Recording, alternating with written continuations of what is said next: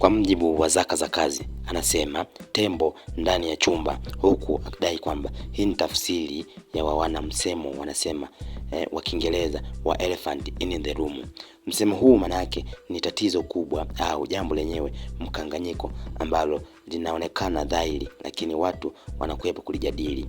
Kamanda Jeffrey anaposema bodi ya ligi na TFF zimetengeneza ligi bora, ana maana kwamba wameweka mazingira rafiki kwa vilabu kushindana.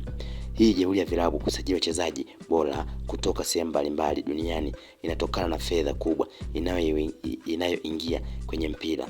Kwa mfano, mkataba wa haki za matangazo ya runinga wa Azam TV ni mkataba mkubwa wa 3 kwa ukubwa barani Afrika, nyuma ya Afrika Kusini na Nigeria.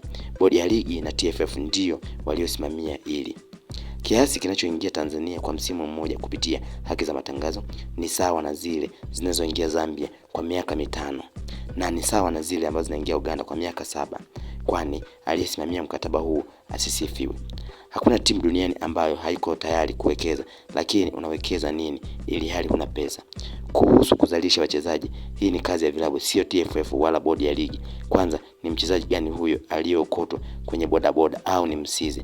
TFF na bodi ya ligi kazi yao ni kuandaa mazingira ambayo yatawezesha wachezaji kuweza kucheza vizuri au timu kuweza kusajili wachezaji wazuri ambao watakuwa na ushindani. Aliweza kutoa tafsiri ambayo ilikuwa ni ubishani baina ya Hans Raphael pamoja na Geoffrey, ambapo Hans Raphael ndai kwa bodi ya ligi haijatengeneza mazingira mazuri kwa ajili ya wachezaji kwa kuwa haijatengeneza wachezaji wengi wa Kitanzania, na ndio maana tunapata tabu. Wachezaji wengine wametoka kwenye bodaboda hadi kuja kwa wachezaji hawajatengenezwa kupitia kwenye zile academy ambazo zinaweza kukuza wachezaji. Kwa mjibu wa Zaka za Kazi, waliweza kutia neno hapo kwa kudai kwamba ukiona timu ambazo zinasajili kwa sasa wachezaji wenye viwango vikubwa ni kutokana na mazingira ambayo yameweza kutengenezwa na bodi ya ligi na kanuni bora ambazo ni rafiki kwa timu kuweza kushindana kuchukua wachezaji wazuri.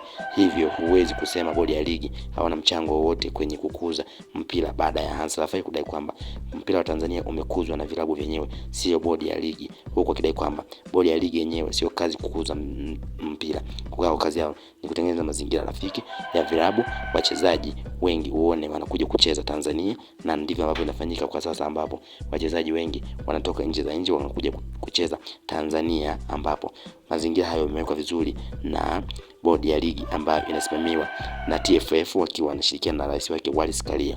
Hivyo inatakiwa wasifiwe wao kwamba na wao wapo kwenye hizo harakati ambazo za kukuza mpira ambao unaonekana kwa sasa umekuwa zaidi, ila haujakuzwa na vilabu vyenyewe kwa kuwa wao wametengeneza mazingira rafiki.